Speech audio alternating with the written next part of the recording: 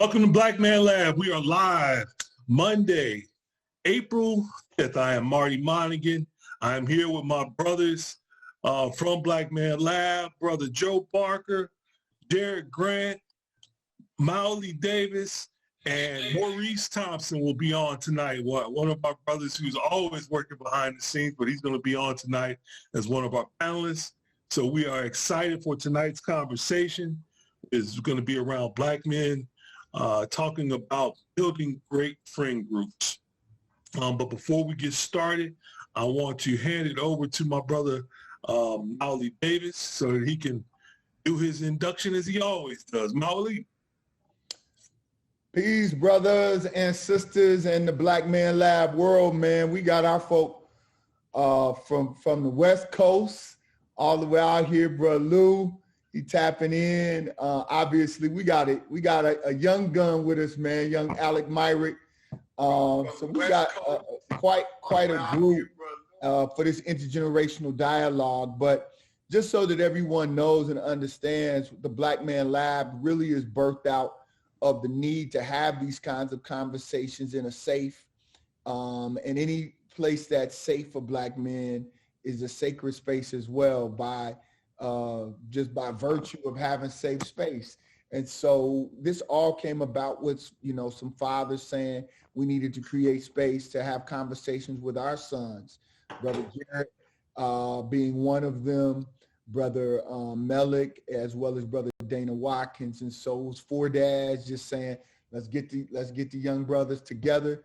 Let's try to get some other men to give them some life-sustaining information, because we got to a point where our sons at times and our children in general can get a little tone deaf as it relates to their own parents. And so we trusted each other enough to say, man, speak life into my son and I'll speak life into yours, because we know that we want what's best for mine is what I want for yours. And so that is the very brief history of Black Man Lab. And out of it, on Mondays, we physically were getting together at the Andrew and Walter Young YMCA, having some profound conversations and gatherings.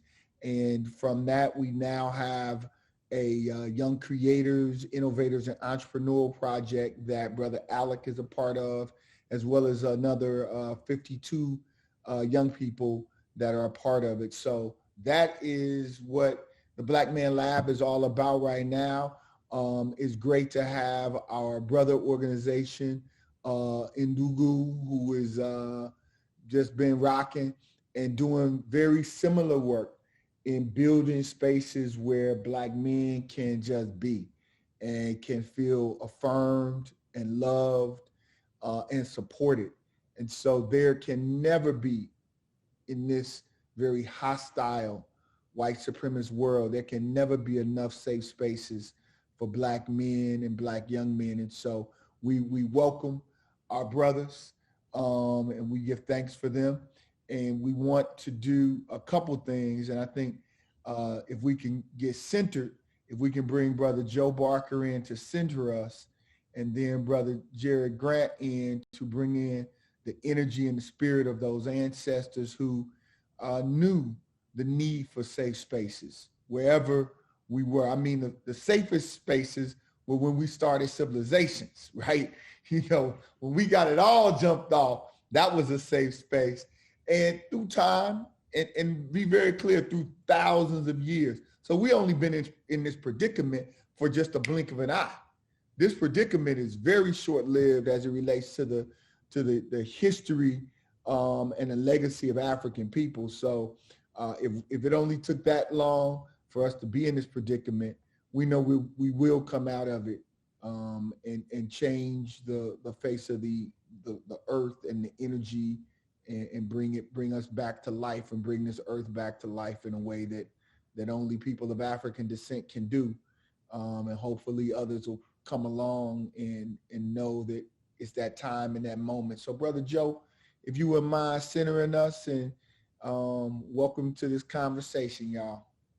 Absolutely. Thank you, Brother Davis, man. It's always great having you here and having your strength and just your spirit, man, that the visionary behind this, you and Brother Grant and those brothers, man, to just know the space that was needed. And so it's interesting tonight that we as a safe and sacred space ourselves, or bringing into the panel brothers who are doing very similar things and just broadening that community. So in order to do that, what we want to do is we want to be in a space where we can receive. We want to be in a space where we can understand what's being offered to us. And as these brothers talk about their efforts and the space that they create and the work that they're doing, that we're listening and we're receiving that in the spirit of, how can I be involved with that? How can I grow with them in those spirits? So first thing we do on these Monday evenings is we center ourselves by just kind of letting all the stress of what Monday might bring with us after a good or bad weekend, whatever stress may be, just we send ourselves to get that off of our backs, just let that roll off and breathing in the energy, so that as Brother Grant brings the ancestors into the room, we're in a space where we can receive all of that. So in order to do that, what I want to do is I want us to just take a couple of deep breaths and hold that for a second. So on the count of 3, let's breathe in a nice deep breath. 1, 2, 3. Now let that out. Let that out. Just let all the worries, let all the stress, let this Monday where things may or may not have gone your way, let that roll off your back and be in a space where we can hear these brothers from the elders to our young brothers and everything in between what they have for us. So one more time, let's just take a deep breath and release it. And with that, I turn it over to Brother Grant to bring the ancestors in here with us. Greetings, Black Man Lab family. Thank you for being here and welcome to our guests. We always like to honor and bring into the hearts and mind our ancestors, those who came before us, those who did some magnificent work that inspires us and has created the path that of which we need to also follow. We remember those who built the great civilizations of Kush and Nubia, and we say Ashe to them, Ashe. Ashe. We remember those who built the great civilizations on also the west coast of Africa with Great Ghana and Songhai, we say Ashe. Ashe. We remember those ancestors too, and we put them in our hearts and minds, those ancestors who were able to survive the Ma'afa, the Middle Passage. We say Ashe to them. Ashe. And we give praise and thanks to those ancestors that were able to survive the enslavement of 400 and 500 years and colonialism and all that was struggled throughout the diaspora. We say Ashe. Ashe. And we also give thanks to those ancestors, those individuals, Marcus Garvey, Ida B. Wells, Shaka Zulu, Nzinga. We think of all of these, put them in your hearts and minds, and we also say Ashe. Ashe. And then think about the 10,000 ancestors that it took to create you. Your bloodline is strong. You are here.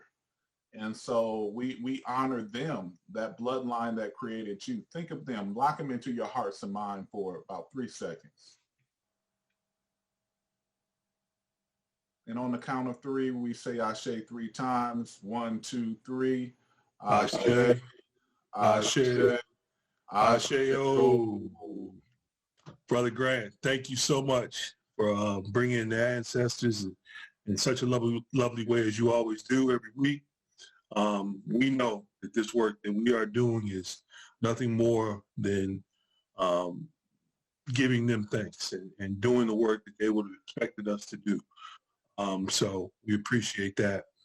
Without further ado, I want to get started in on this conversation because it's an important one. It's important for our young folks, and it might be, important for some of our a little bit older folks as well, around building, good friendship groups and the importance of that. So first and foremost, what I want to do is give each of our guests tonight an opportunity to give a quick introduction of themselves, and then we're going to dive into the conversation. So first, I'm going to bring on a brother who we have worked closely with. He has is part of an organization that coincides with ours a lot. We work with them very closely, and we love the work that they're doing. And that is the group of Undugu and Brother Lou. Peace. How are you? Give a quick intro of yourself, brother. Peace and blessings, brothers. Yeah, peace and blessings to the Black Man Lab. My name is Brother Lou. I'm one of the co-founders of Undugu. And we talk about healthy partnerships and friend groups. I think the two of our organizations, man, really speak to a healthy partnership and friend groups really coming together. So happy to be here with you brothers today, sharing on this particular topic. I'm all about healthy living, healthy health and wellness for our community. And I'm happy to be here with you brothers today, man. Co-founder of Undugu. Peace and blessings to you brothers today, man. Thank you. Peace and blessings as always. And you know we love you, Brother Lou. So thank you for blessing us tonight, man. One of our young guns, part of the Creators, Innovators, and Entrepreneurs program that we have with the Black Man Lab, a strong young fella that we've been watching grow. And super proud of his work that he's been doing. Alec Myrick. Alec, can you give a quick intro of yourself, my man? Yeah, peace everybody. Like you said, my name is Alec Myrick. I'm 18 years old, senior at Decatur High School, and I'm just blessed to be here. Thank you guys for having me. Man, come on now, Alec. So this brother, I was waiting because I knew that you weren't gonna let that slide, bro. Nah, this is what the uncles have to do, man. Alec is a great artist. He's a spoken word artist as well as an MC. And when I use MC, I use it as a real compliment. You know, I'm not just saying any other term, but he's an MC in that tradition. And so what you see behind him is his latest project that he just released yesterday. And it went up, man. I had a chance to listen to that thing. I loved it. Just a beautiful flow to it. It's hate the sin, love the sinner. And nice project on all platforms. So I checked it out on Spotify. And so this brother has organized with our Beacon Hill Black Alliance for Human Rights, was a part of the young people who helped participate in getting the Confederate monument removed, but is actively engaged right now in trying to get this genocidal canon. You know, they called it the Indian Wars, but it was really the genocide against our Native brothers and sisters. He's involved in trying to get that removed, has been accepted to Florida A&M. I know his mom and dad well. So I see, look at the fanboys. They get ready to, you know, get you with all kind of FAMU quotes and whatnot. So be ready. Right. So I just wanted to make sure, man, this is a special brother. And the reason that I thought he would be great for this panel is that you don't get to do what he's done and what he's doing without being selective about who you rocking with. And I just want to hear his thought process of his friend group, how it has evolved, because he's also an athlete. He's played basketball and football as well. Just kind of how his whole piece has evolved. Oh, we got the great Gary Davis coming on. That's cool. So I just wanted to do that introduction, Marty. Hey, Alec, you found your hype man, by the way. You know, right. By the way, I listened to your stuff last night. A lot of your stuff, and Molly is dead on. It's real good, brother. So keep pushing that work. And Molly's gonna be your Flavor Flav, bro. I think that's what's gonna happen here. But good stuff, man. Glad to have you here on the lab tonight. Next up, we bring on my brother, who is a board member of the Black Man Lab and also co-founder of Undugu, my brother Maurice Thompson. Mo. What's going on, Mark? Tell everybody about you, brother. See, this is Humble Mo, right? We all know. He's back there having a party. Hold on. Turn that up. Yeah, I was looking at some of the We Need You stuff and it popped up. So, so no party tonight. But brothers, it's great to be on the Black Man Lab Live tonight. Again, I'm Maurice Thompson, one of the co-founders of Undugu, board member for Black Man Lab. And I think this is a very important topic because your friend group helps to define who you are and where you are going to go. So I think Joe hit this point, and we'll probably talk about it a little bit later on. Who you surround yourself with is a determination of where you're going, what your aspirations are, and what you're going to be able to achieve. So being amongst the brothers in the Black Man Lab is transformational for me as a grown man. Listening to the sessions on Mondays, developmental. I learned probably as much as some of the young brothers learn in each and every one of these sessions.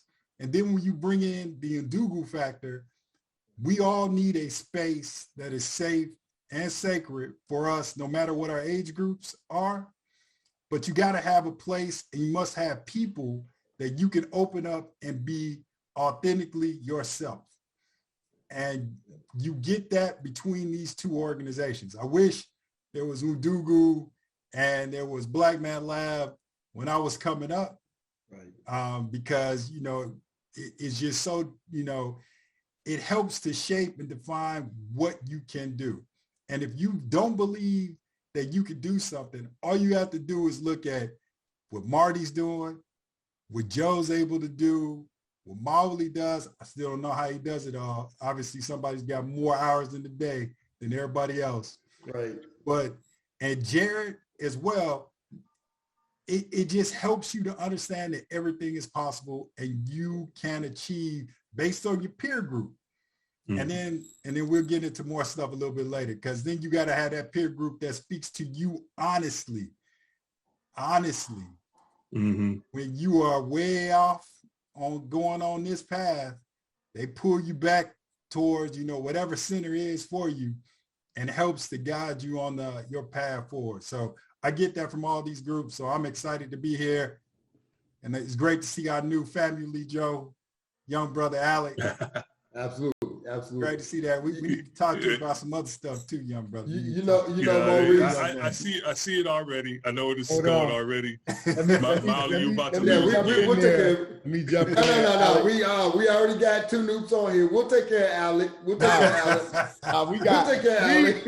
got three noobs on here. I'm bringing on one of my mentors and guides in life. One of my first Little League baseball coach. He, you know, as much as we didn't have a Black Man Lab in name, Marty and I had Mr. Mills, had his dad, my dad, and Larry Stewart, other men who just grabbed hold of us and was like, you know, we'd be over at their house. And at the time, Brother Lou, I was still eating pork chops. So we was over there. We might have pork chop for breakfast with grits. And Mr. Mills would cook it all up, man, and had that spread. So I just want to bring on Mr. Mills. I know Marty can say a whole bunch too, because this is our pops here, man. Father of Kerry Mills and the grandfather, Alec. This is Zach Mills' grandfather. So Alec knows Zach, Mr. Mills. Come on and introduce yourself. You good? There you go. Now I can't see you. Well, we can hear you. We can hear you and we can see you, brother. Okay, I can see you now. Okay, my name is Fred Mills. I'm from Chicago, Illinois. I was a school teacher, a basketball coach, a basketball referee. I worked for the city of Chicago with job training, putting people into job training. I'm a noob. So salute. So that is fun.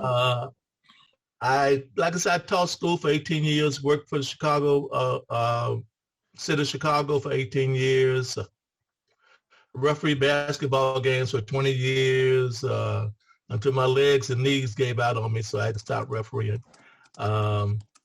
Marty and Molly, they're like my sons too, because we got a long history together. So I'll talk more about my group when we get to that point.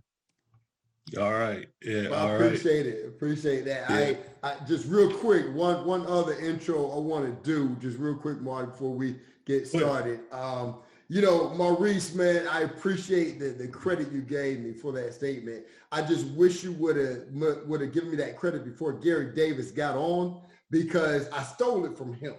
So one of the many things I've learned from Gary Davis and Next Level Boys Academy is who you surround yourself with. And that's one of the ongoing lessons he teaches these young brothers.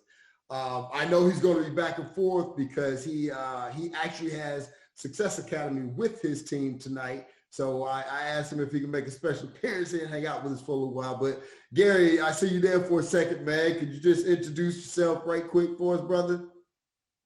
Hey, man, how y'all doing? All right, bro. Hey, man, I'm just, Joe sent the invite. I was honored, just kind of curious as to why it did not come from Brother Mauli Davis, but I've gotten no, hold on, and I'm not going to make this like about us, Maui, like Steve about him last night, but man, I'm just I'm just a brother that's in the community that want to make a difference in Black and brown males, man. And that's it. So, Joe sent me the invite, wanted to come on, and, Next Level Boys Academy is the name of the organization that I'm a part of. And we're just doing the work in the community, man. And I don't even know what to say because I see Maui on here and y'all said everything. So I'm just glad to be in the number tonight, man. Appreciate you joining us, brother. And Mr. Mills, Yes. that's another good Nuke there.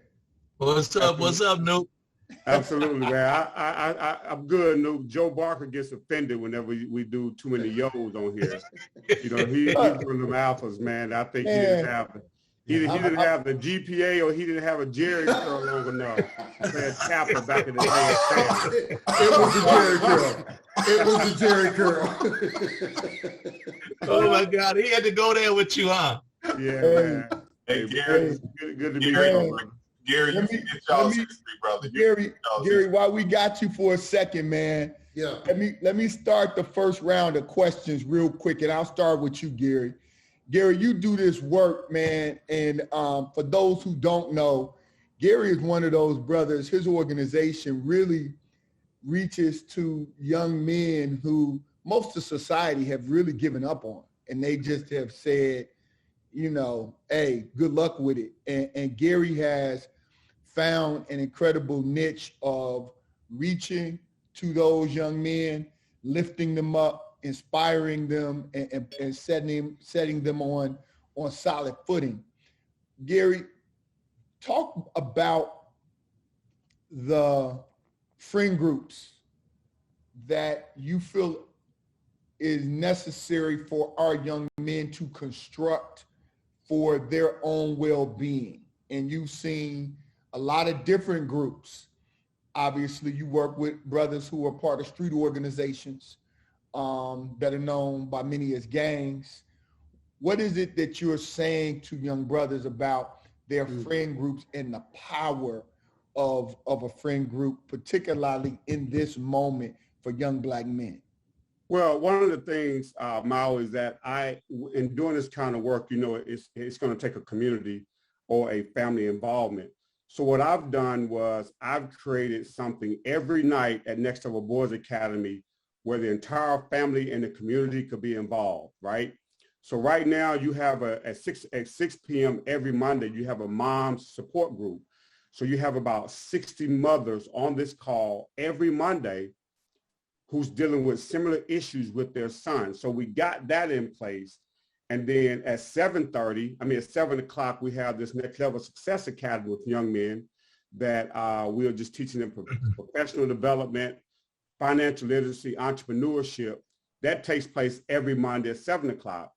So then after kind of seeing how you guys was doing things at Black Man Lab, I said, you know what, I got to get a group of brothers together who can just hear one another, understand one another. So every Tuesday at 1 p.m., we have this thing that's called the huddle, where we have fathers, preachers, politicians, mentors, young men on this call every Tuesday for 2 hours. And man, we just lean on one another, man. There's no agenda.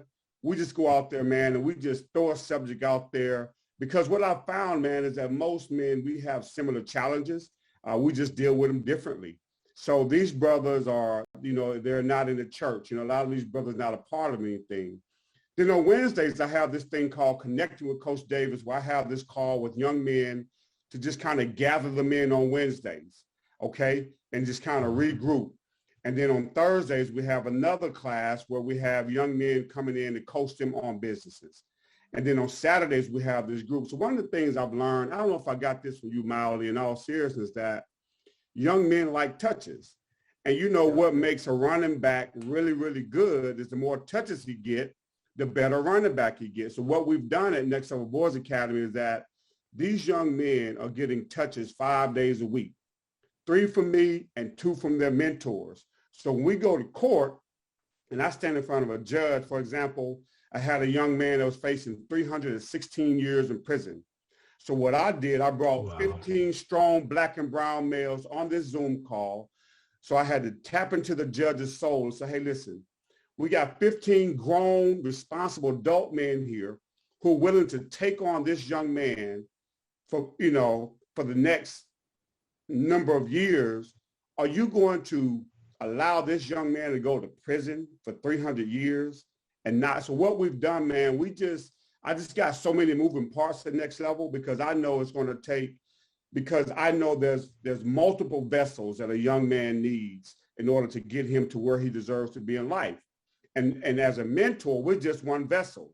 So now you got the Next Level Success Academy. Now you got the moms group. Now you got the huddle. Then you got the Saturday class, man. So we're just trying to impact all that, our brothers, so that we can just kind of reach and touch these young men on every different dynamics of their lives.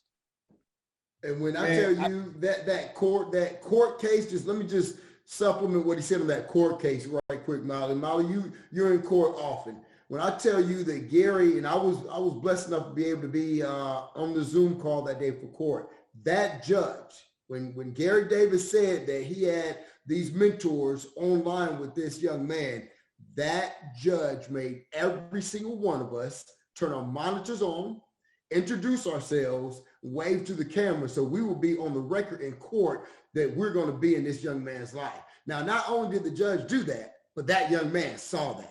And so that's the type of environment that Gary has created, where these young men know that it's a village that's surrounding them. And, that Tuesday call that he created, I tell you what, I might want to hop on there, boy. Can't say something on here. Man, I just want to make it real clear that I've watched Gary grow this work over the years and so much. And I think to a man, we could say how much spirit leads, but this man has been led by spirit, by faith. This has been a faith walk because the brother stepped out of a good job. You know how we talk about them good jobs. He stepped out of a good job with a vision to save and support young black men. And that's what he's done. And the Most High, the Creator, whatever name you want to call that source, has rewarded this brother's work and allowed him to continue to grow and just continue to enlarge his territory and the work that he's doing. And I'm a witness. I've had a young man that we work with. I say, gee, I need you for him to be in the program. And this kid is still in the program, still works with Black Men Lab, because it takes those kind of wraparound services, because I'm real clear. There are certain young people I may never reach. Gary can reach him, Joe can reach him, Lou can reach him. So we have to, it's no competition in revolution, right? There can't be. We just trying to win, right? It's like at the end of the day, you want that scoreboard to show that our team won. And so if that's an assist, diving for a loose ball, dunking over somebody, the way You know, I used to want to, Jared, but I know you could. You know, whatever it is. And so I just wanted us to say that publicly, man, because it's real and it takes a groundedness. And, you know, we have to, and I'll say this, do better sometimes circling this group of men, just, hey, man, how you doing? You know, because Gary and I have had them conversations where there's a lot that comes at you when you trying to do the work and you need support from each other. So thank you, G. I appreciate it, brother. Appreciate it. Thank you, man. I appreciate it, man. You guys just keep pushing me out. And man, I appreciate all you've done with us and for us, man. I really mean that, brother. Yeah, you know, we gonna always support, you know, always. Absolutely, man. Man, I wanna bring, if we could, I wanna go to Brother Lou. Brother Lou's on the West Coast. But just move. Excuse me, Noop. I'm about to jump on the 7 o'clock call. Yeah, we knew you had to go, brother. You good. Appreciate you, G. As they say in the court, can I be dismissed? Brother, we appreciate you, man. Thank you, man. Thank you for sharing. And we're gonna make sure that more folks know. And I've got to reach to you. I have another got another young brother, man. We need to try to put something around. So I'll reach to you. All right, appreciate it, Luke. All right, yo. Take care, Gary. Thank you, man. Yes, sir. Thank you. Brother Lou, man, I wanted to just jump you in, man, because you know, you come with a spirit that, I mean, you know, it's spiritual work, right? You know, and I just want you to talk about the spirit that brings you to doing what Undugu does, why you do it. And I think, unfortunately, as Black men and as men in general, we could think that linking up is a selfish act rather than a self-care act. And I'd like for you to just tease that out a little bit and break down why it's so important to do what you do. Sure, I appreciate that, Mawali. I grew up, man, in a very tight-knit community, man, where the whole community, when Brother Gary was talking about that community, that village concept of all hands on deck, I grew up in a community like that where the whole community took it on themselves as their collective responsibility for not just my education, but my maturation and my transformation, man. So, you know, I feel like I'm here as a result of that collective responsibility that they had to just plant those seeds, one good deed at a time. I had all kinds of people that poured into my life, all kinds of people that were responsible for me being the man that I am today. So when you guys started speaking at the beginning about the people that you allow to pour into you, that's very important to me, man. I remember Dr. Angelo saying, as we grow older, we discover that we have these two hands, one for helping ourselves and the other one for helping others. Mm-hmm. And that responsibility that the community put on me, you know, they left some favorable impressions with me, man. I have some powerful people, business owners and doctors and lawyers and people that didn't have to do what they did. So for me, it became a matter of that collective responsibility being, you know, birthed into me as well. So I took that as my responsibility. And when you talk about the spiritual nature of the work, finding a group and finding people that were like-minded, same kind of work, that wasn't hard for me, man, because as you talk about that energy, the energy for me is what attracts those things back into me. But I find that, you know, as I started changing and evolving, you talk about evolving, Brother Mawali, I started evolving myself, looking for more authentic relationships with myself, which was drawing in more authenticity into me. I started looking for more acceptance of myself on this journey, which was drawing. Be careful now. You talking about you start looking for some authentic relationship with yourself. That self-reflection gets beastly. Go ahead, bro. Discovering that, a lot of these things, a lot of my relationships personally were mirroring things back to me. Whether it was personal relationships or my friend groups, they were mirroring something back to me. But the more that I started accepting myself and having more authentic relationship with me, that was starting to change. And that's what really drew me into this work, man. I really was in a very tough space and place. Sometimes when we go through these rough patches emotionally and spiritually, and we don't feel like we can call on anybody. We don't know where to go with that. We don't know where to go have honest, unbiased dialogue with another brother about our emotions and our feelings. We just hold and suppress a lot of that stuff on the inside. But the more work I was doing internally, the more work I saw needed to be done in terms of healing our overall community. And I think that's what led us to doing some of this work with Undugu, man, really just being authentically honest with ourselves and opening up, man, spiritually. Man, I want to, Marty, I'm going to turn it over to you after I ask this last question to Mr. Mills, but I want to, Bro Lou, here's what's deep. What's deep is I never knew when Mr. Mills was my coach what he did for a living. He was just my coach.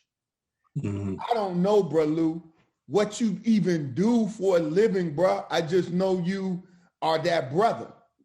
So all of the titles and all of the professional accolades, they go out the window when you're in brotherhood, when you need support and love. And so I just wanted to acknowledge that. I wanted to bridge that as it relates to you.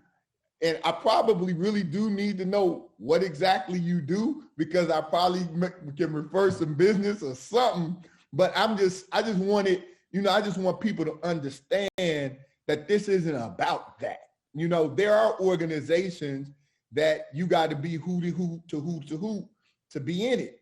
That ain't what Undugu's about. It's not what Black Man Lab is about. It's definitely not what Next Level Boys Academy is about. It's just about the brother and the brotherhood and the opportunity to build. And so with that, I do want to bring in Mr. Mills, who has known me for all of my life, has known Marty for damn near all of his life. Yeah. And I just want him to talk about, we got a beautiful opportunity, Lou and Maurice, everybody, to be invited onto a Zoom, a private Zoom, much like this, with our elders. And Mr. Mills is leading that effort. And I want him to talk about, at every level, we got to stay connected. I want him to talk about that group of men, why they came together, and what they do to support each other. Okay, good. Thank you. First of all, I admire you guys because you live in a time that we didn't live in. We didn't have drive-by shootings. We didn't have all this stuff happening in Chicago. That wasn't a part of my life. It was not a part of my life. I also think that we had one person that was really our mentor, and that was Jerry Butler, who worked at Chicago Boys Club. Mm-hmm. And he coached the baseball team, the basketball team, the softball team. Every team we had, Jerry was involved. And he would take us on trips and all. We went to Milwaukee to play at the Milwaukee Boys Club. We went to the West Side to King's Boys Club to play. And so it'd be the Boys Club like at 9 o'clock, and I overslept. I got there about 2-3 minutes after 9. He was gone. So I got on the bus and on the L, and I went all the way to the West Side. And I was a starting center because I really couldn't play at that time. And he waited till about 5 seconds, and he put me in the game. And then he told me, he said, okay, find your way back home. I had to go back home on the L again because he was not going to take me. And I learned from that if a coach said be there at 9 o'clock, that don't mean walk in the door at 9 o'clock. That means be there 15 to 10 minutes before time for you to play. And so Jerry was that type of guy. He was instrumental in sending about at least 20 of us to college. And most of us went to Texas College, where we formed a very good relationship with everybody from Chicago. Like you guys know Jeff. You got to say what year that was just to give us some historical Okay, context. we talking about like 1948, 49, 50s in that area, you know. Yeah. So it was back in the day. We did talking about a gun. The only thing we knew was a zip gun. It was shot one time.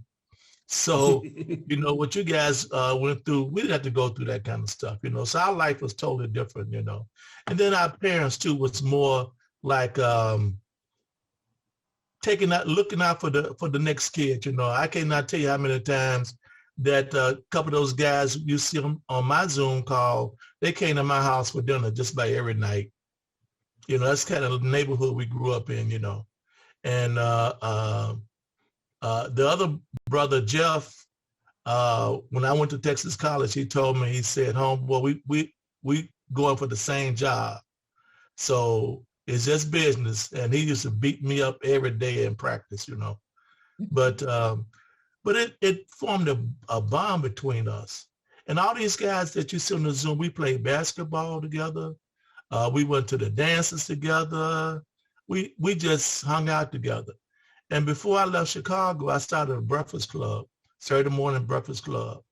And this is all the guys we grew up with. Some of the guys that went to Hyde Park, some of the guys went to Parker that we knew because we played basketball. That was our common denominator was sports. And they started coming to the breakfast. And when I left, Jeff and I started a Zoom club. And I cannot tell you how inspiration that is to me. As Molly, you guys know, I lost my wife 3 years ago. And the Zoom call, I mean, it was an inspiration to me. These guys saved me. Because I was in a deep, dark place. I was in a real dark place, you know. And just by them calling me every day, and then we started the Zoom, and I could see their face and all, it was love. Yeah. It was pure deep love. Yeah, and it still is, Mr. Mills. You know, me, Molly, and Carrie being able to, you know, be blessed enough to step into that call is inspirational, and that could be us, right? We see you all have had these lifelong friendships. Wait a minute, Marty. I'm talking about 65 years of friendship. Right. And that's number one. What I want to get to is that you kind of touched on the common denominator of basketball, because me, Molly, Carrie had that, and baseball. Yes. But there's more to it that makes that common denominator happen. And I think that when you talk about the family structures, you know, we grew up in a different kind of a era, you know, in Jeffrey Manor where we grew up at. Yeah. There weren't a whole bunch of families like ours. So I think that was a common denominator, and I'm sure you guys had that as well. So speak to that a little bit. Well, a lot of the guys from a one-parent family, you know, the dad had left or died or went to service and come back or whatever, you know, just left the household. And so therefore we kind of bond together like, let me go back a little. Like when I grew up, it was like big boys, little boys. I don't know if you guys still do that. Like Jeff and Arthur Herms and some other guys were the big boys. They didn't talk to us, you know. We wasn't a part of their group, you know. But we would go see them play basketball, you know, and play baseball and stuff. And then as we got older, then we all kind of came together because they was only like a year and a half older than we were anyway, you know. But I think it was just, I think sports was really our common denominator. You know, it brought us together. We had good teams at the boys club. Mm. And that love we have for each other, that to this day. And when I say friendship, I'm not talking about you see somebody maybe every 6, 7, 10 years. We socialize on a regular basis for 65 years. You know, it wasn't a hit and miss. You know, at least once a week, once every 2 weeks, we're going to be at a party together or at somebody's house together or whatever the case may be. So, you know, and it's just something different. Like a lot of people ask us, are we a church group? Because they see us in the unity that we have. You know, they won't know if we're a church group, you know? Yeah. Yeah. And we were fortunate, as we've said on your Zoom, you know, we were fortunate to be able to watch that. And I think that helped forge what we've become as men and are still trying to become. But then at the same time helped us forge our friendship, knowing that, you know, your group, and then also like my dad and his friends, Molly's dad and his friends, we were around good men all the time, you know. So that's really what Black Man Lab and Undugu are about, like creating those environments. So, you know, we appreciate you. I mean, you know, like when I left the city of Chicago and I was coming back to teach and all, your dad got me my first job, you know, working at his school. I was teaching kindergarten, and them little kindergarten kids wore my butt out, man. They wore me out. And Molly's dad and I, we coached baseball, the Little League baseball team together, and then he and I coached together over at Chicago State, the pro college basketball team. Mm-hmm. You know, we coached over there, you know, and plus too, we visit each other's homes too, you know, especially, you know, the three of you, Carrie, you and Molly, we all was like family, man, you know, still like family, you know. Yep. We're still family, you know. Absolutely. Thank you, Mr. Mills, for sharing all that. Okay. And there's many more of those stories, right, Molly? Oh man. Classics. Straight classics. And before this is over, I'm gonna, man. Molly, before this is over, I'm gonna give a funny story about where the friendship of us started. But it's a funny story, but I don't know if you remember it. But before we get to that, I want to hand it over to Joe. Joe, you had something? Yeah, just real quick. Let me make sure I'm off. Yeah, sorry about that. Real quick, I want to pull Alec in. You know, you've heard some very prolific and wise brothers that, you know, have kind of talked about some space. But from what Attorney Davis is kind of, you know, talked about you, man, you're already or surrounding yourself with such things. So a couple things I wanted to ask you and how you move. One, what was your motivation to move in such space so early on, to know, like, well, was it being around Molly? What was it that motivated you? Like, I got to be in these circles from an early age. You've seen that. Then secondly, how are you going to continue that when you get to FAMU? Now that's a little bit selfish because I got a whole lot of circles for you at FAM, but want to make sure you continue that. What are your plans as you go on there to continue surrounding yourself by such? To answer your first question, the mindset definitely didn't come like this. It definitely took a lot of experience and, you know, a lot of seeing what certain circles were about and noticing they like weren't for me. I came from, we moved to Decatur. I was going into the 5th grade. I just got accepted into the Ron Clark Academy, small private school. Some of you guys may know it. It's a private school, but it has like, a lot of people know of it. It's been on the news. We do a lot of performances. We travel all over the world. So the school, about 120 kids, about 30 people per grade. So everybody's kind of tight knit. But I was one of those guys. I was one of those guys who I was involved in everything. I was front row center in all the performances, captain of the basketball team, you know, leading a lot of different projects and organizations within the school, you know, a familiar face like on campus. And so I guess my kind of definition of friendship was skewed just because a lot of people knew who I was and everybody kind of got along just because it wasn't that many of us, you know, and the school became your life, you know, with all these performances and stuff, you know, it's a lot of time. So you don't necessarily have a lot of outside connections like that. A lot of my neighborhood friends who I, you know, grew up with, lost contact with them and stuff like that. So me being the person that I was, I'm kind of a people person. I felt like, okay, these are the people who I'm going to be with for the rest of my life just because we grew so close. And it's still love for them, but me, after leaving there and graduating and coming to Decatur, my brother was a student there before I got there, so a lot of the older people kind of knew who I was, but I was back at the bottom of the totem pole, you know, so it was kind of like an eye-opening experience for me because this is a public school. Nobody knows who I am. This is not, you know, lights, camera, action. This is the real world. Like, you actually got to put in the work, and then people will notice who you are. And so some people knew me, like I said, but I definitely had to create my own kind of circle. I definitely was not used to the Decatur environment at all. And so I just had to branch out, definitely trying to get to know anybody that I could, just to, you know, have that opportunity to see, you know, where I would fit in, because I was still trying to know myself, trying to learn, you know, the best way to go about it. And then I realized kind of what Mr. Mills was talking about, you want your friends to be like family.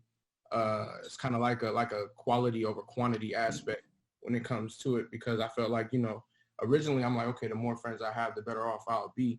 But then I realized, like, you really benefit more when you have a nucleus of people who are really trying to produce, because some people are trying to leech and latch on to what you want to do, and, you know, they see you doing something for yourself and they just want to kind of be there, like, right. And say, you know, it is more so for like association rather than contribution. And so seeing that kind of helped me realize what I wanted to do. Obviously, I didn't know really what was going on until quarantine happened. You know, once we're seeing each other on a daily basis, are you still trying to reach out, like stuff like that? And so if I'm being honest, I literally have like 4 consistent people that I talk to. 4. Wow. And that's outside of music. Now, I have people who I talk to on a daily basis when it comes to music and such and things of that nature. But, you know, I can't really tell, like, if the music wasn't a part of it, if we would be, you know what I'm saying, as here as we are. And that's just real. I'm not saying I don't have love for them. I'm just saying that's how it is. So, you know, a lot of it stems from just me being oblivious to all of it early on. But now I'm really starting to learn and starting to mature when it comes to who I associate myself with, seeing who has the same goal, seeing who has the same drive, and me realizing myself and building a relationship with myself. I kind of want to, you know, have people who reflect that, and I want to be able to reflect on it, because we all know the saying that iron sharpens iron, and that's kind of what you want to. That's kind of what you want to be a part of, because if you ain't got nobody helping you get better, then why surround yourself with them in the first place? You know what I'm saying? So it was really more so that kind of mindset, because, you know, today in society, a lot of our values are skewed and a lot of it is fabricated because people look to social media to be so reliable, even though it's not. You know, people see it as like the end all be all, like this is what I should be basing my life around, and it shows, you know. But and that was the case for me too. I really didn't, you know, I didn't know what to believe, what to trust, you know, and it just took, like I said, sometimes just self-care, you know, developing that mentality. And it's funny to hear you talk about that coming from Ron Clark. I recruited from Ron Clark Academy for a bit. I recruited Destin Logan. I know you know Destin. Y'all probably played basketball together. Yeah, that's my dude. I mentored him for a little bit. Since I was in like the 3rd grade. Yeah, it's a good brother. It's funny that you mentioned that, though, because he kind of had the same struggle. You know, when he was at Ron Clark, he had all these friends, and there was such an environment that everybody kind of was famous and you're on social media. But he struggled when he got to my school because that didn't exist anymore, right? So he was like, now, well, you know, like you said, you kind of had to start over. It's like, well, where do I go? Where do I fit? And, you know, I follow him now and I mentor him when I can. He's doing great, man. And it sounds like you guys made some good adjustments. Sounds like you've surrounded yourself even by solid brothers that kind of move in a way where it is about self-care and growing and not just being stagnant and, well, I don't know what to do. So I commend you for that. I also suggest, you know, once you get down to fam, there's no starting over, man. Maury's business partner, Robert Bozeman, his son is down at FAM. My son's down at FAM. You know, you have so many brothers that have connections down there, man. please know that you're going to be surrounded by a group like this when you get down there that is going to, wrap you up and take care of you and make sure that, you're going in the direction you want. Are you going down there in any of the academic clubs? Are you going down there in academic scholarship or one of the LLC communities or anything? So originally when I had got my acceptance letter, we had a whole bunch of questions. So then we tried to get in touch with everybody or somebody, the information that they sent in the email, and then we couldn't contact some people. So everything was, I don't know. It took a lot of work. Me and my mom sitting there like, yeah. Got you. Nobody.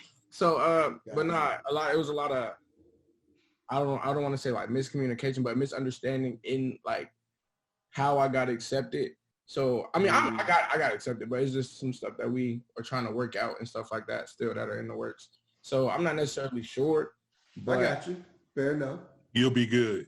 At the end of the day, we know you'll be good, man. Exactly. Just know you got this community behind you, brother. Right. So reach out. I got a quick question for Alec, though, man, before we continue. How you going to go off to school and leave the wife and kids and your job, man? Because you sound way too mature right now, man. Okay, that's funny. It's funny you asked that. Bro, that's on God. you out here dropping nuggets at what, you 18? Yes, sir, I'm 18. Yeah, all right, I see you, brother. We appreciate you, though, man. Smart young man. Yeah, the music reflects his. Yeah, that's what's up. Absolutely. Man, we better jump Maurice in here, man. Mo, yeah. you gotta drop some nuggets, brother, because you are part of different organizations, a leader in many of them. You have been, obviously, you got your Line Brothers from FAM, then your work as the president of your Alpha chapter here, and then as co-founder of Undugu, and then as the treasurer of Black Man Lab. You in a lot of brother spaces, man. Right. What makes a sacred space? What makes this for you? What shapes that friendship group? Like what are the elements of it, right? Because if young men like our sons, your sons and our sons, if they saw this video, what would you say?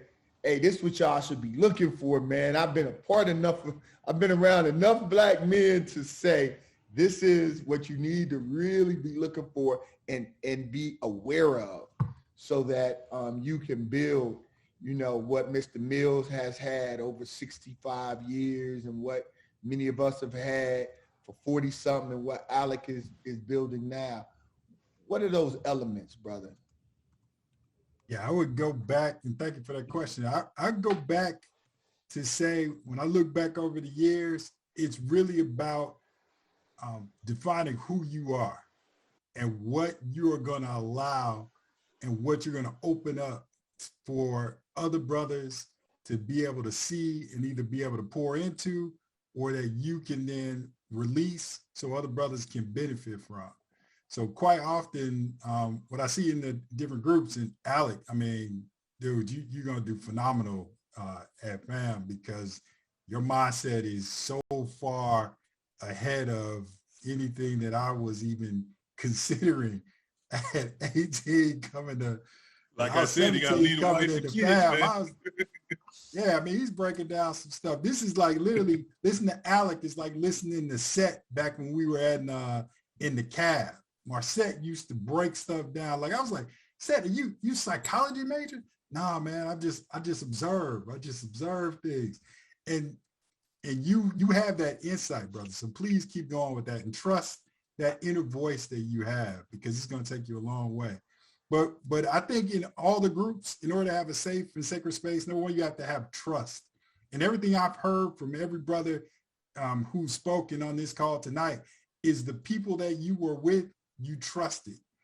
You trusted that what you would share with them would stay with them.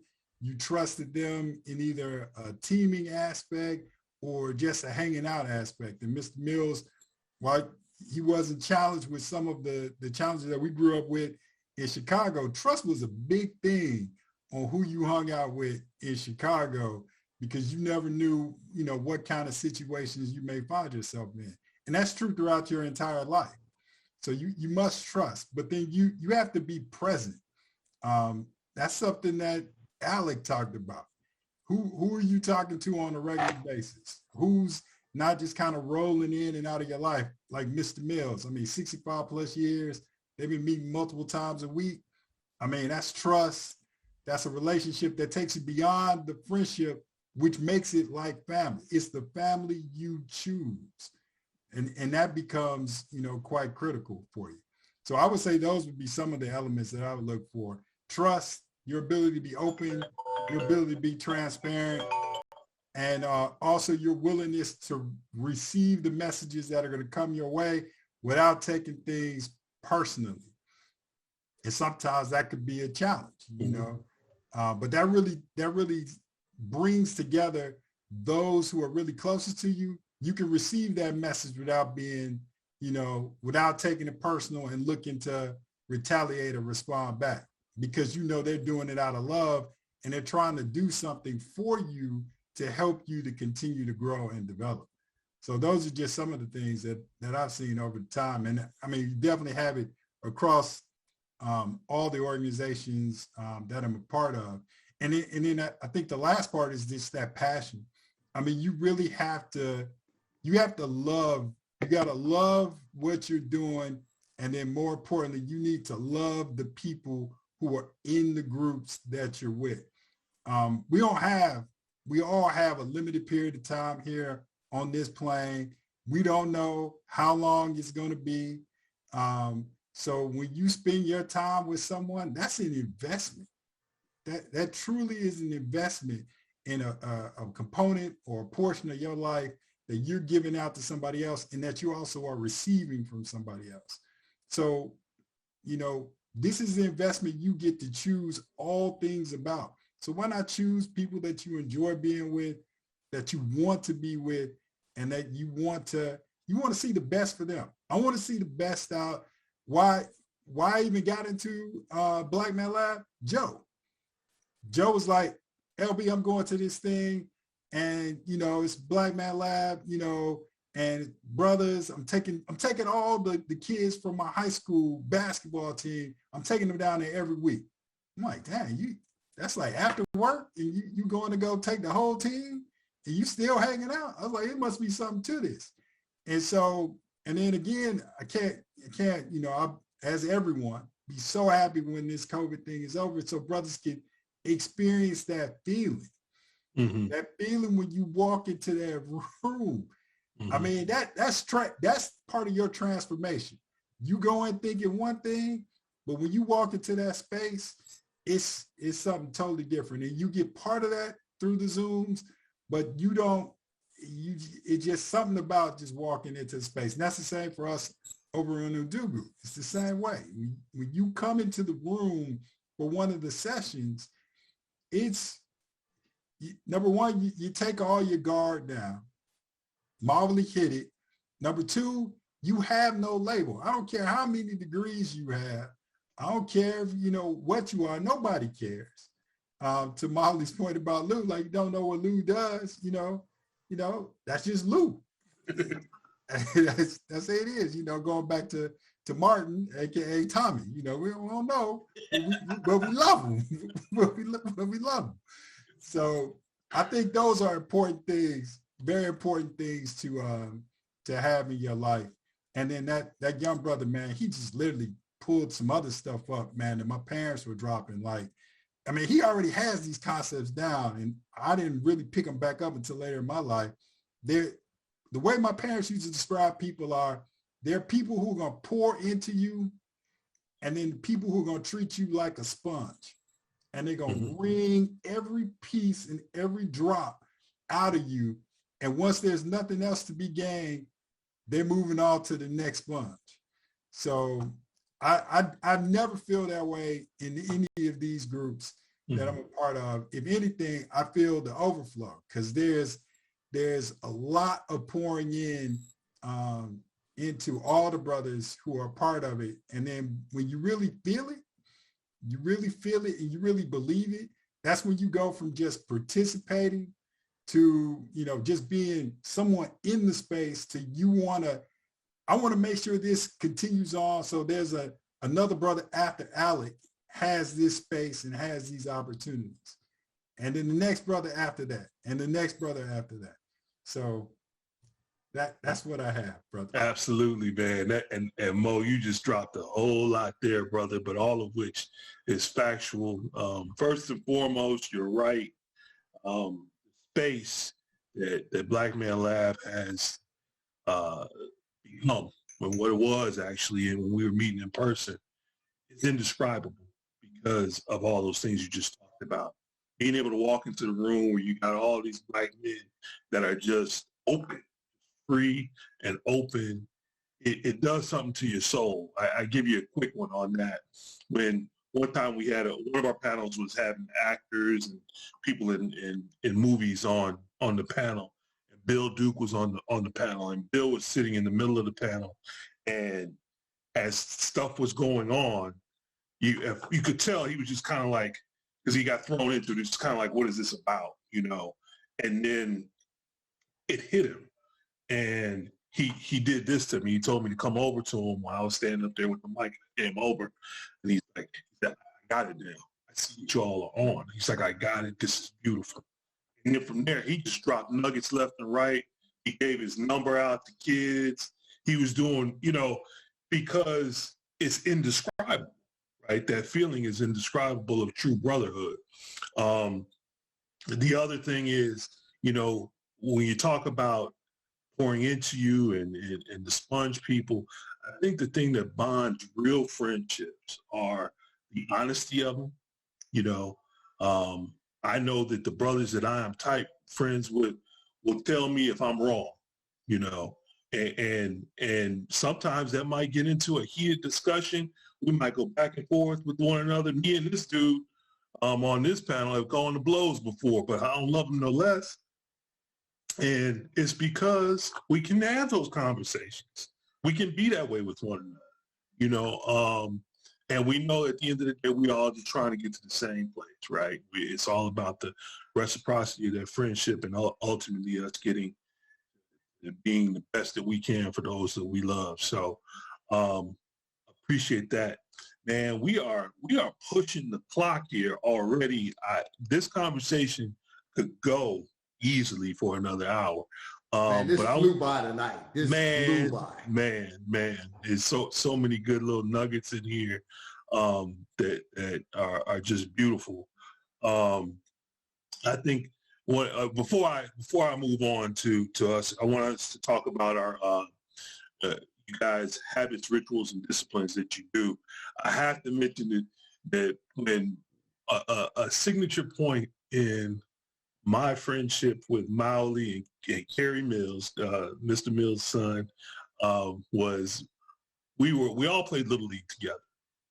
We knew each other. We weren't, super tight with one another because we all were doing our individual things as little kids. We were up at the park. There's a park in our neighborhood called the Willa Park.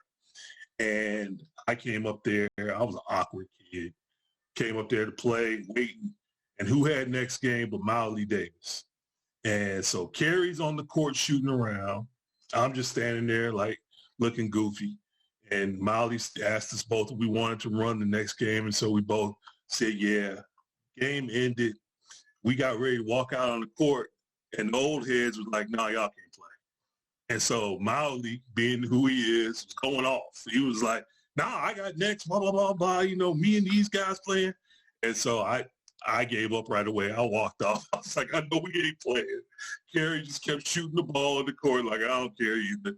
And then Mauli finally gave in, and he was like, man, my dad put up a hoop in my backyard. Y'all want to go play? And that was it. That was it. The beginning of a great friendship. So with that, I want to end this with us doing our habits, rituals, and disciplines. So Brother Lou, if you could give your habits, rituals, and disciplines that you do on a daily basis, I'd appreciate it. Indeed. Thank you, Brother Marty. And just to go with my my theme of being Tommy, I do want to say this one thing. My rituals and routines all go with this emotional support and wellness that I do on a regular basis. I'm in school right now getting my certification on with health and wellness through the Chopra Center. So that's what I'm doing, man. Really trying to bring more of that health and wellness to our community. I'm a longtime educator. So for me, man, my habits, rituals, and routines go with my meditation every morning. I do a meditation every morning and every evening. I do yoga at least 5 days a week. So I do yoga in the morning as well. I have about a 90-minute routine that I run through. And then the other thing that I do is affirmations, man. I am a affirmation proponent, man. I'm big into affirmations, and that's the thing that I do every day. But if you brothers ever need any emotional support and wellness, that's the area that I'm into now, and that's the field that I'm moving into to help our community, man. I love our people, and that's what I want to do. I want to bring more of that to our community holistically. And I'll tell you, what's your daily affirmation? What the key affirmation, bro? Good. One of my key affirmations is I am more than enough for this moment that I'm in right now. Oh, say that. Yeah, man, you might need to throw that in the chat, brother. Yeah, I was about to say, can somebody type that in the chat box, please? I'll drop it in there. Appreciate you, bro. And that's I'm going to hold you to that, Brother Lou, because I know at some point here in the near future, we'll do something around mental health and wellness again. We've had that before, but we'd love to have your expertise in on that. So thank you again, brother. We love you. We appreciate you. Thank you. Brother Mo, what about you? Habits, rituals, and disciplines?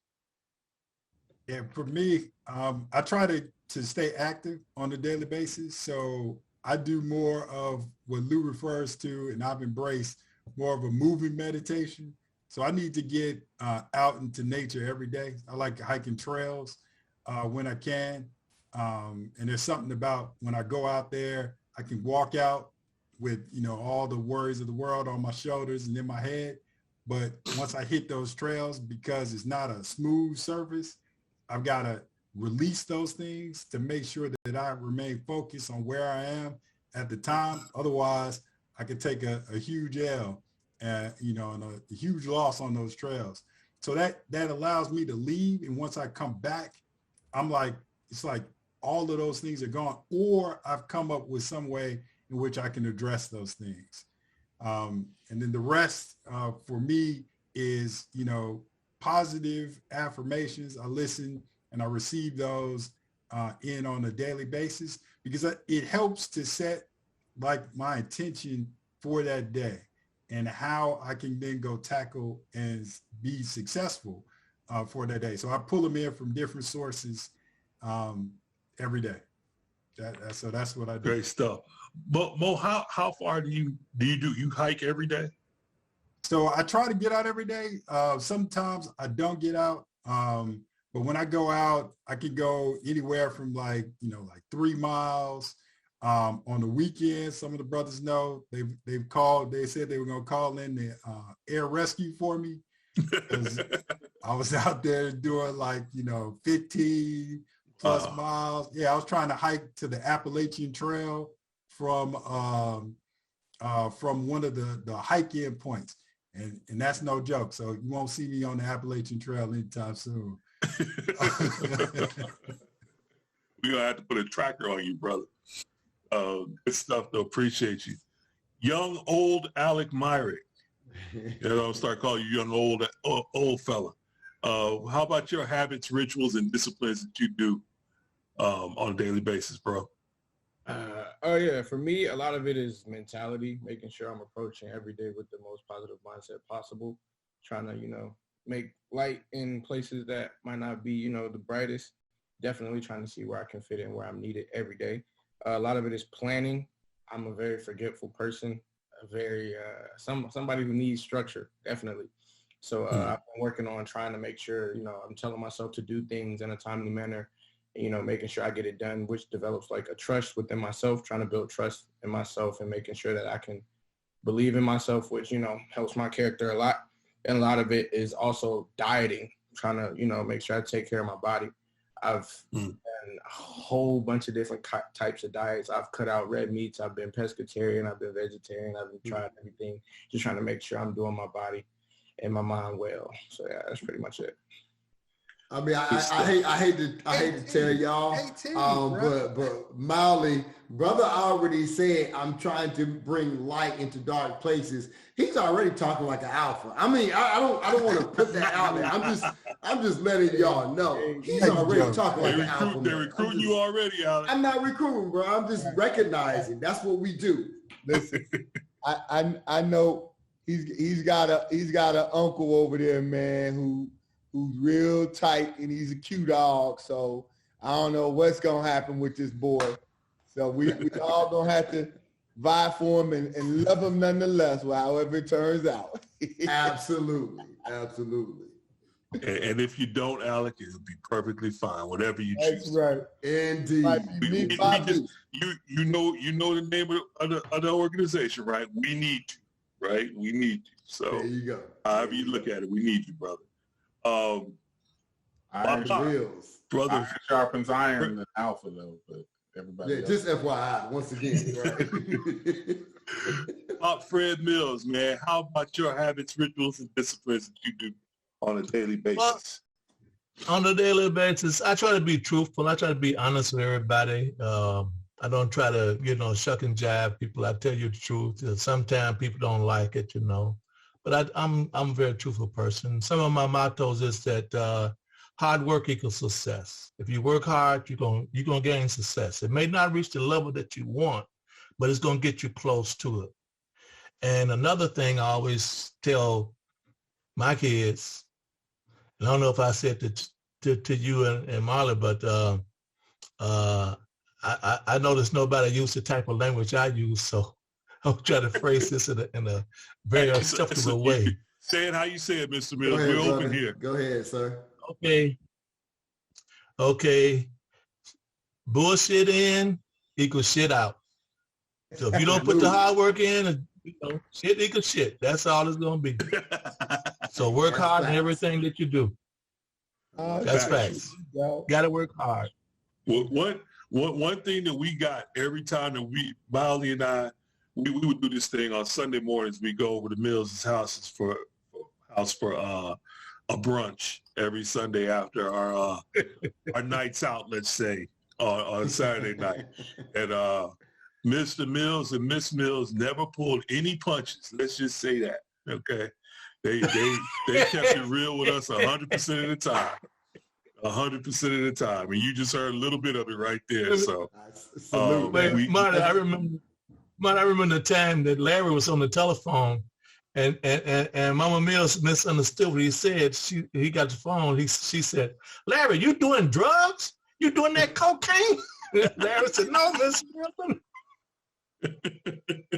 Misunderstandings can be dangerous. Hey, I'm telling you, they kept it 100. That was all of our houses, but particularly the Mills. Yeah. They would entertain us a lot. So we appreciate you and love you, Mr. Mills. Thank you. Love you guys too, man. You know that. Do the thing in the world for you guys. You know that. Absolutely. Yeah. Maybe next week. Maybe you guys can bring some other guys that you have there onto our panel, and we'll see about bringing some guys from your panel on next Monday. Cool. You can definitely look to do that, man. No, we'd love to do that. Okay. Okay. So, I'll send you Go ahead. What were you gonna say, Mr. Mills? I'll send you the link. This is the same link though. You got the link. If you want me to send you a new one, I'll do it. I got you. Just share the link with some of your guys there, and they can come and join us also. Sounds good for sure. We'll do the same thing for you guys on that Monday. Okay. We are up against the clock, y'all, and we are at our end, and every week we end the same way. When we were in person, we would link arms together and do a ritual that stemmed from Sister Jiri Ghani, who was a leader amongst the organization in Cobra. And I'm going to let Miley come in to end us with our link in the chain. And we link up, and I think of my brother Jamoke, who is about to go down to Florida, who was a part of my matriculation and matrimony, let's just say in the movement. And he would be right with Mama and Jerry when we did this. So if you just repeat after me. I am a link in this chain. I am a link in this chain. And it won't break here. And it won't break here. I am a link in this chain. I am a link in this chain. And it won't break here. And it won't break here. We are links in this chain. We are links in this chain. And we won't break here. And we won't break here. Ashe. Ashe. Hey, brother. Thank you, everybody. Thank you for listening in. Black Man Lab loves you. And thank you, panel. You brothers were great tonight. And we can't thank you enough for being on. And again, Brother Lou, Brother Myrick, Pop Mills, we'll have you all on again in some other fashion, because we have so many topics that, brothers can check into all the time throughout the year. There's some other guys too. On our Zoom call. They verse in different topics that you can have some of those guys on too. Absolutely. And Absolutely. like I said, we'll be more than happy to come and visit you guys on Monday. So, but I'll be talking to you during the week, Marty. Sounds good, Mr. Mills. Appreciate you. Love you. Love you y'all. too, man. All right. Love Take care, Love you, everybody. brothers. Thank Appreciate you. it. Good Okay, work, man. Mark, as always, man. Alec, take Thank care you, of the Mark. wife and kids, man.